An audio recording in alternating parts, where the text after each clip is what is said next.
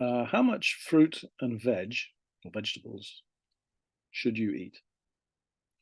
Um, there's no agreed amount of fresh things that people should eat. And the subject of diet can be quite controversial. People have strongly different opinions. There are vegetarians who eat no meat, vegans who eat no animal products, and there are various other kinds of people. There's even people who only eat meat and very little else. That's called the carnivore diet. Seems crazy, but um, there are many kinds of diets and ways of eating. So what do we know? Well, depends who you ask. I did a little research by searching online, not much research, but I came across this Harvard University study. They studied 100,000 people's eating habits, I guess Americans. And what they found was you should have 5 portions of fruit and veg every day to increase, or rather, to decrease the chance of dying.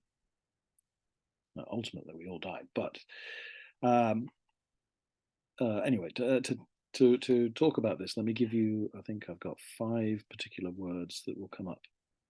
Um, the first one is starchy, starch or starchy. Starch is a chemical in things like potatoes, rice, bread, and it's high in energy, carbohydrates, but low in nutrition. But it's from vegetables. That's starch, and starchy is the adjective. It's a starchy food. Okay, another word, citrus. Uh, that means a juicy fruit, such as lemon, grapefruit, orange, those kinds of fruits, right?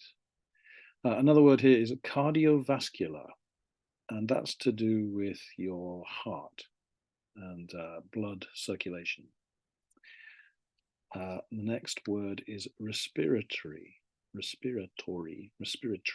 would say. And that's your breathing system. Respiration is breathing. So respiratory. And the final word is disease. Disease would be an illness that can be classified, like cancer is a disease, or famously, heart disease is, I think, the biggest killer. Right. Okay. So this is all about health, right? So what did the study find? The study found that the best thing, the overall risk of death was lowest for people who ate 5 portions a day, 2 fruit and 3 vegetables. If you eat more than that, more than those portions, didn't seem to have much difference. Starchy vegetables like corn and potatoes have fewer benefits. Fruit juices are helpful, but not as good as eating the real fruit. Leafy greens, carrots, citrus fruit, and berries all had health benefits. I think we all know that, right? The average American, I didn't know this, the average American eats only 2 portions of fruit and veg a day. Wow.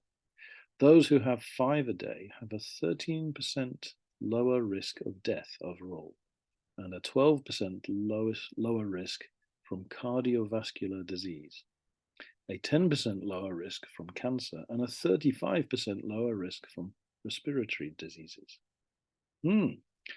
So have more than 2 every day. Now, what is a serving? A serving of fruit is a medium fruit, whatever that means, half a cup of something canned. Oh, I'm being interrupted by the cat. Yeah, I'll get to you in a moment. I'm just talking about health. Racco wants to join in. Yes, yes, yes, yes. So, a serving of fruit is medium fruit, half a cup of something canned, so half a cup of like pineapple chunks, or a quarter of a cup of dried fruit, like raisins. A cup of leafy greens is a serving, as is half a cup of anything fresh, canned, or frozen. Wow, really? Doesn't sound that healthy, does it? I would say the fresher the better. course. But anyway, 5 items a day apparently will keep you healthy. Come up here. Come on there. Although cats don't have anything fresh every day, they seem to be okay. Okay. Right. I have 3 questions for you. Number 1, how much fruit and veg do you eat a day? Is it enough? Number 2, do you agree with this study's conclusions that you need 5 portions? Why or why not? Number 3, are vegetarians healthier than meat eaters? What do you think? Another point, by the way, one of the things in this lesson is the grammar point using countable and uncountable. Because a lot of these things about food, it comes up a lot. Countable, of course, are things that you can count. Uncountable are things that you cannot. I think this is quite difficult for Japanese because of, Japanese language. I don't think you make that distinction so much. But like, for example, rice, uncountable. You wouldn't say 1 rice, 2 rices. You can count the grains of rice, but you're counting the grains, not the rice. In English, anyway. So that means that affects how you say things. So you say, I have a lot of rice. How much rice do you have every day?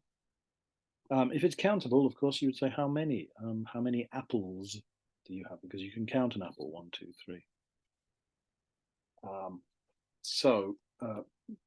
If you have a look in the book, you will notice, try and work out which things are countable, which are not, which are uncountable.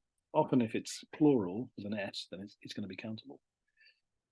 But it isn't immediately obvious.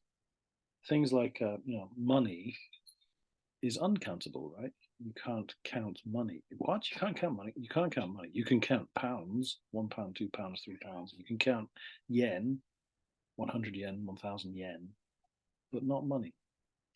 So it's confusing. So if you want to challenge yourself, have a look through this lesson and check countable and uncountable. Okay, my cat is rubbing herself on the computer. I think we'll call it a day. See you next time.